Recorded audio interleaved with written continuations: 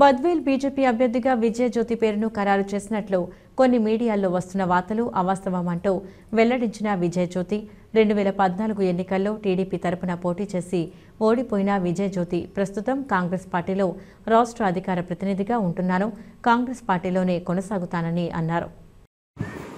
ఈ రోజు పత్రికలో వచ్చిన ప్రకటన పూర్తిగా అది ఫేక్ న్యూస్ అండి. అది కరెక్ట్ కాదు. నేనైతే కాంగ్రెస్ పార్టీలో చేరడం జరిగింది. నేను కాంగ్రెస్ పార్టీ అభిమానిని. నేను కాంగ్రెస్ పార్టీలోనే కొనసాగుతాను. నేను అధిష్టానం ఆదేశిస్తే పోటీ చేయడానికి సిద్ధంగా ఉన్నాను. లేకపోయినా కూడా ఒక ఓటర్గానైనా కాంగ్రెస్లో ఉంటాను. కానీ ఎటువంటి పరిస్థితుల్లో పార్టీ మారే ప్రశ్న లేదు.